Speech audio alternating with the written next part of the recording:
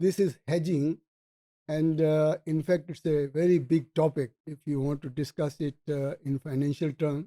But here we are talking about only accounting side of it. Now, what hedging is basically, let's see, the price of petrol is fluctuating. A transporter estimated that for next 3 months his petrol demand is 200,000 liters. उसको अगले 3 महीने के लिए 2 lakh litre petrol चाहिए फ़र्ज़ करें, और current rate is 90 rupee a liter. He entered into an agreement with petrol dealer to purchase 200,000 liters by 31st March 2021.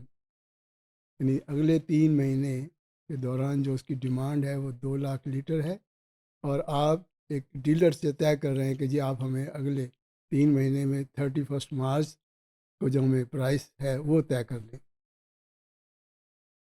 and they agreed a price of ₹100 per liter. यानी करंट तो है वो 90 रुपये पर लीटर है, लेकिन आप 3 महीने के बाद जो प्राइस होनी है, यू नेवर नो कि वो 100 होती है, 105 होती है, 110 होती है, 95 होती है, but you agreed and contract to 100 रुपये पर litre. Now protect against increase in price is hedging. यानी हम क्या करने जा रहे हैं कि हम अपने आप को हैज कर रहे हैं, प्रोटेक्ट कर रहे हैं कि प्राइस में अगर कोई इंक्रीज डिक्रीज़ होती है तो आपको जो डीलर है वो 100 रुपये पर लीटर के हिसाब से ही पे ऑफ करेगा. तो that is what basically hedging is. Now technically hedging is a process of risk management. यानी यहाँ आपको रिस्क मैनेज करना है, और पर्टिकुलरली फाइनेंशियल मैटर्स का रिस्क तो बहुत से हैं, लेकिन हमने फाइनेंशियल रिस्क की बात करनी है. Through the use of financial instruments, आपको हम डिस्कस कर चुके हैं कि फाइनेंशियल इंस्ट्रूमेंट्स क्या हैं. 3 मेजर ही हैं इसमें, फॉरवर्ड है, फ्यूचर है और ऑप्शन है. इन्हीं के इसके अलावा भी हैं, लेकिन हमने 3 डिस्कस किए हैं डिटेल में. दस reducing the variability in the fair value changes in the future cash flow. यानी हम करने क्या जा रहे हैं कि फ्यूचर में जो हमें कैश फ्लो होना है, हमें जो देने हैं पैसे, उसको उसमें जो वेरिएबिलिटी है, यानी उसमें अगर कोई चेंज आनी चाह रही है तो हम उस चेंज को कैसे मैनेज, कैसे मिटिगेट का मतलब होता है कम कैसे करें, यानी कैसे उसको कंपनसेट किया जाए. That's what basically the question is. तो ये है हैजिंग का प्रोसेस. अब hedging is simply one of the management strategy to reduce risk and volatility in the management of assets and liabilities. Again financial asset and financial liabilities की बात हो रही है, यानी तमाम एसेट्स और तमाम लाइबिलिटीज़ की बात है. अब टाइप ऑफ रिस्क में देखें क्या है. Strategic risk. स्ट्रेटजिक रिस्क क्या है कि चेंज इन टेक्नोलॉजी. इनफैक्ट हमारी इंडस्ट्रीज़ में नई टेक्नोलॉजी को आने में देर लगती है. अगर एक इंडस्ट्री का लेट से मशीनरी 10 साल के लिए चलती है तो हम उसको 10 से ज़्यादा 15 साल में ले जाते हैं. हालांकि होना ये चाहिए कि 10 साल से पहले हमें उसको रिनोवेट कर लेना चाहिए. उसके अंदर एक हमारे वर्ड यूज़ होता है BRM. BRM का मतलब कि बिजनेस इंजीनियरिंग मेंटेनेंस समथिंग. तो आप उसको साथ साथ चेंज करते चले जाएं. और दूसरा रिस्क है इसमें commercial risk, reduction in demand और एडवर्स प्राइस मूवमेंट. क्योंकि देखिए प्राइस में भी आपका तो कंट्रोल नहीं है कि सप्लाई एंड डिमांड है जो प्राइस फिक्स करती है.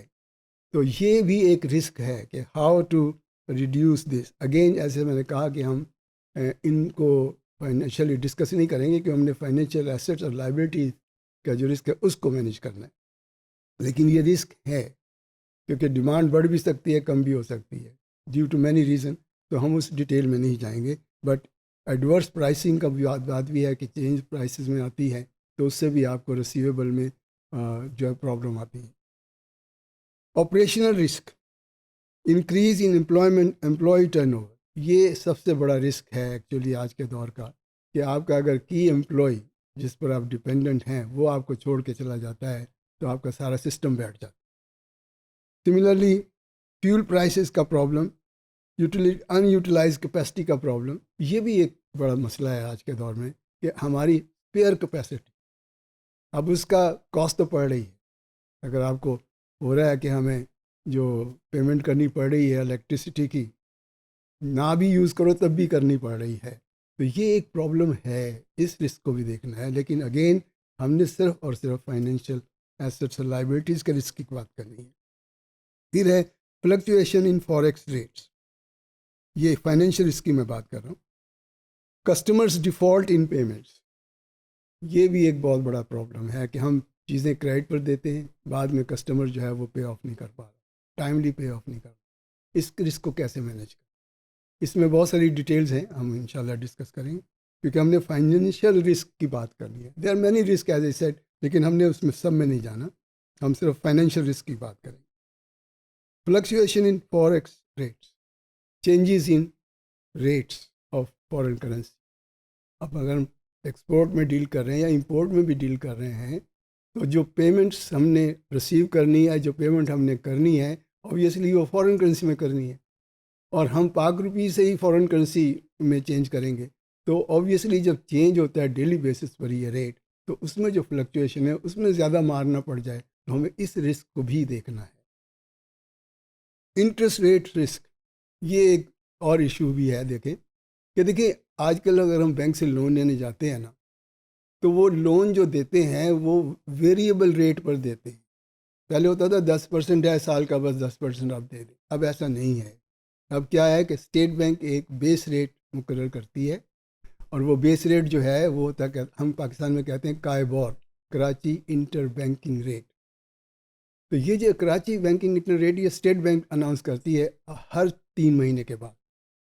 اچھا، اس کے بعد جو کمرشل بینکس ہیں وہ اس میں سم بیسک پوائنٹ ایڈ کرتی ہے، اور 100 بیسک پوائنٹ جو ہے نا وہ 1% کے برابر ہوتا ہے. تو اگر آپ کوئی کائبور پلس 200 بیسک پوائنٹ ہے، تو اس کا مطلب یہ 10% اگر کراچی کا ریٹ ہے، اسٹیٹ بینک کا ریٹ ہے، تو آپ 2% اور ایڈ کریں، 12%. نا رسک کیا ہے کہ اگر آپ کا کراچی کا جو کہ کائبور ہے وہ چینج ہو جاتا ہے، تو اوبیسلی آپ کا ریٹ بھی چینج ہو جائے گا. تو اس کو کیسے مینیج کریں، یہ بھی ایک بڑا ایشو ہے. نارملی ہوتا یہ ہے کہ ہم کیپ کروا لیتے ہیں بینکوں کے ساتھ، پرووائڈیڈ کہ دے ایگری ٹو دیٹ، کہ جی ہم میکسیمم جو ہے نا، فرض کریں آپ 12 کی بات کی تھی میں نے، آپ کہہ لیں میکسیمم ہم 13% دے سکتے ہیں. اگر فرض کریں 12% آپ کا کائبور ہو جاتا ہے، تو آپ کو پھر 14% دینا پڑتا ہے. لیکن اگر آپ کیپ کروا لیتے ہیں ٹاپ پر کہ جی ہم 13% سے زیادہ نہیں پے کریں گے، تو بینک اگر ایگری کر لیتا ہے تو بھلے ہی آپ کا کچھ بھی ریٹ چلے کائبور کا، آپ کو 13% میکسیمم دینا پڑے گا. تو بینک اپنی طرف سے کیا کرتا ہے کہ جی پھر ہم نیچے جو ہے باٹم پہ بھی ایک کیپ کروائیں گے کہ ہم اس سے کم پر آپ کو نہیں دیں گے. وہ ہو سکتا ہے 11 پر ایگری کر جائیں. تو یہ ایک طریقہ ہے. اس میں جو ریٹ میں چینج ہے اس کو کیسے مینیج کرنا ہے. اب ہیج آئٹم کیا ہے اور ہیج انسٹرومنٹ کیا ہے، یہ بھی ایک بہت امپورٹنٹ ڈیفینیشن ہونی چاہیے سامنے کہ ہیج آئٹم کیا ہے اور ہیج ڈاکومنٹ کیا ہے. ہیج انسٹرومنٹ جو ہے وہ وہی 3: forward contract, future contract, options اور بھی ہیں، لیکن بس یہ 3 ہی ہم نے ڈسکس کیے ہیں، تو ہم انہیں کو سامنے رکھتے ہیں. اور یہ ڈیزگنیٹ ہونا چاہیے کہ جی آپ کا یہ آپشن کا کانٹریکٹ ہے یا فیوچر کا ہے یا فارورڈ کا ہے. تو کلیئرلی مینشن کرنا چاہیے آپ کو انسٹرومنٹ سے related. Designated derivative whose fair value or cash flow are expected to offset changes in the fair value of cash flow of designated hedge item. Hedge item وہ جو جس چیز میں آپ ڈیل کرنا چاہ رہے ہیں، جو چیز آپ خریدنے یا بیچنے جا رہے ہیں. آپ نے فرض کریں ریسیویبل کے اگینسٹ کرنا ہے، تو آپ ریسیویبل جو ہے نا آپ کے، وہ آپ کی ہیج آئٹمس ہو جائے گی. تو ہیج آئٹم میں کیا ہے؟ Assets, liability, firm commitment forecast future transactions اور net investment in foreign operation exposure, so many things. یعنی آپ جو بھی فائنینشیل ایسٹس اور لائبلٹیز ہو سکتی ہیں کسی بھی فرم کی، آپ ان کے اگینسٹ آپ ایک انسٹرومنٹس، ایج انسٹرومنٹ جو ہے وہ آپ لیں اور اس کو اگینسٹ کور کریں اپنے آپ. اچھا، ہوتا کیا ہے کہ اگر آپ کو ایک میں آئٹم میں لاس ہو رہا ہے، تو آپ کو انسٹرومنٹ جو ہے اس میں اس کو کمپنسیٹ ہو جاتا ہے. اور یہی ریزن ہے کہ ہم اس کو ہیج کہتے ہیں، کہ ایک جگہ اگر نقصان ہو رہا ہے تو دوسری جگہ پر آپ کو اس کو کمپنسیٹ ہو رہا ہے کسی طرح سے. تو یہ ہے اصل میں پورا کانسیپٹ آف ہیجنگ کا، کہ ہیج میں ہم کس طرح سے آپریٹ کرتے ہیں. اب یہ فیئر ویلیو ہیج یہ کیا ہے؟ Fair value hedge are those in which fair value of item being hedge changes and market price changes. Market میں پرائسز چینج ہوگی تو آبویسلی آپ کو جو پیسے آنے ہوں گے وہ کم زیادہ ہوں گے. تو آپ نے اس کو ہیج کرنا ہے. اس کو کس طرح سے بچانا ہے؟ An entry is due an amount in foreign currency at a future specified date. یعنی آپ نے کوئی چیز بیچی ہے اور آپ کو فیوچر میں فورن کرنسی میں ایک اماؤنٹ آنی ہے. Has therefore taken out a forward foreign exchange contract to buy the stipulated amount at future date. تو آپ کیا کرتے ہیں کہ آپ فیوچر ڈیٹ کے لیے اگر آپ نے ایک لون لے رکھا ہے یا دینا ہے واپس پیسے کرنے تو فیوچر کے لیے آپ پہلے سے ایک ریٹ جو ہے نا طے کروا لیں گے. بینکوں کے ساتھ جا کر آپ ایک ریٹ طے کر لیں گے.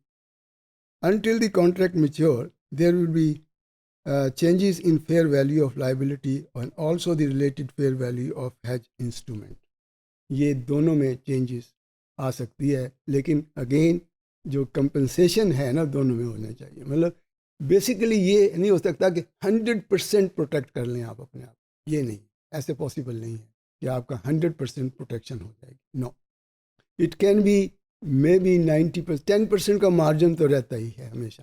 کچھ لوگوں نے کہا کہ 80 to 120 لیکن 10% از نارمل کہ 10% تک کا آپ کا جو ہے وہ okay. Then these do not have a result in cash flows until the date specified in the future of maturity of the contract.